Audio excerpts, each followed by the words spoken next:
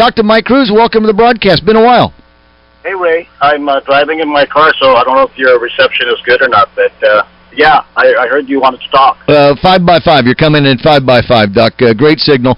And yeah, a couple of things that I wanted to see if I could get an answer for your patients, my listeners this morning. And let me start with John. He had gotten a referral to have some eye and reconstruction work done, and was disappointed that they couldn't do it at GRMC. They do it at the medical city in the Philippines, and he was wondering, maybe that's a kind of thing that they might be able to bring to Guam in the future. What are the possibilities in the near term to expand on the base that you guys have already built by bringing in some of the other specialties that exist in other medical cities?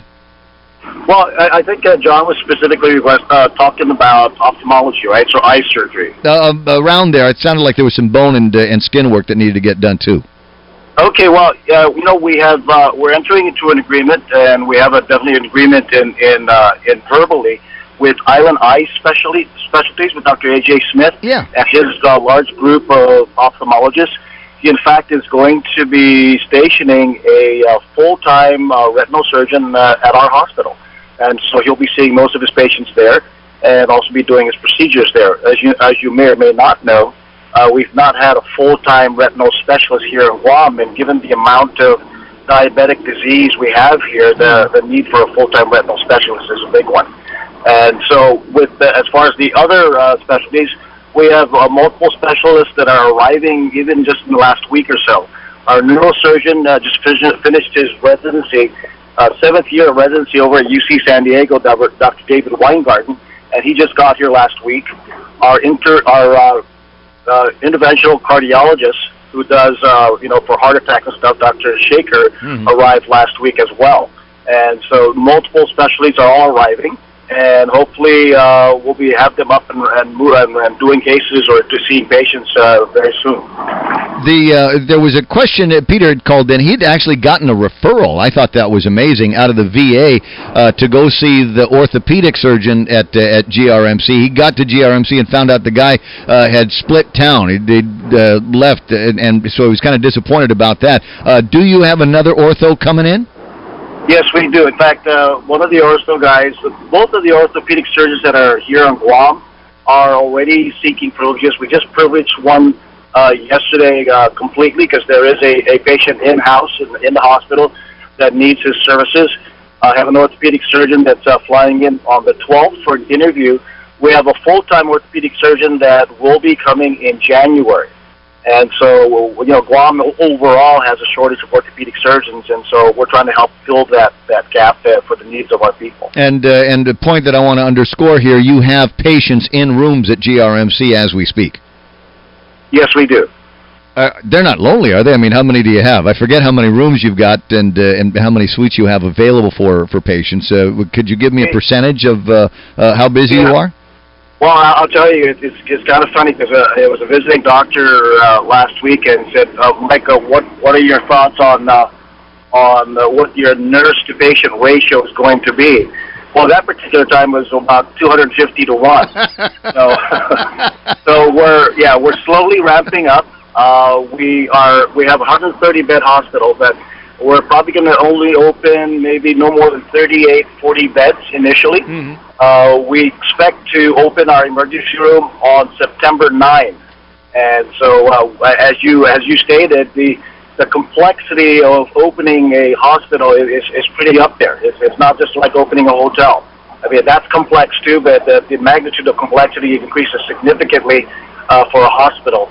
And so before we could open the emergency room, we wanted to make sure that all our processes and our staffing was in place to ensure that once open, we would stay open and we'd do so in a safe manner. There's, as I'm thinking about it, you got to be prepared for anything. So if somebody comes into the emergency room and it might be something that there might only be one or two guys on Guam that can do. You want to make sure that you've got access to that specialty care from your emergency room before you even begin to admit them. And so I imagine that you guys want to have your whole menu put together of things that you're going to see in an emergency room before you're comfortable opening the doors down there. Well, correct. And then before we even get to the more special types of procedures stuff, we want to make sure just our basic care, like labs and supplies and equipment is up and functioning in a safe manner. And we also realize that certain types of care, we may be the only hospital that's going to be doing it.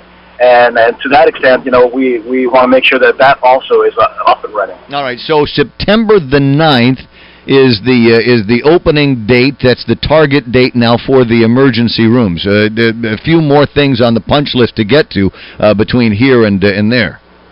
Yes, sir. But that seems to be the solid target date, and I think we're going to be good to go on the 9th of September. And everybody is already everybody that needs to be talked to has been talked to. The island has been divided up into zones so that if 911 gets a telephone call, they, depending on where the call originates from, will decide whether the closest care is either going to be at Guam Memorial Hospital or Navy Hospital or GRMC.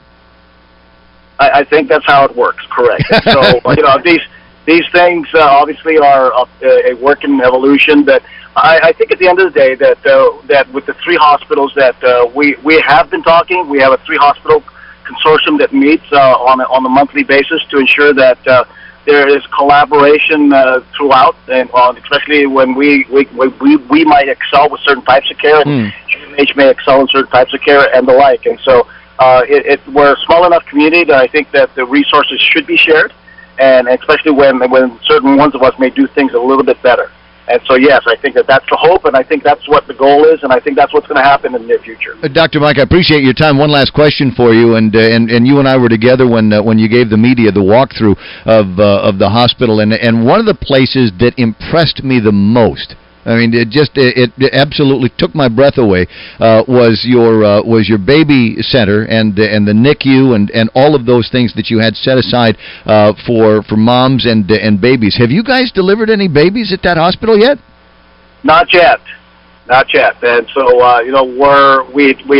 Annie Berdalio and her group will be helping cover. We're also open to any of the other obstetrics gynecologists that would like to come and deliver babies there, or even moms that want to come there. And so that has yet to happen, but we anticipate that Guam's a place that likes to produce babies, and we expect that at some point we'll be getting our share. Yeah, maybe we could get John Beneventi and the guys help out a little bit more. Some big power outages here, and maybe we'll get the baby factory going a little bit more.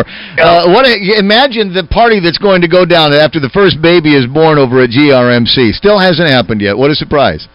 Not yet, yes. All right, Miguel, I'll talk to you pretty soon. Doc, you have a terrific day. Thank you very much.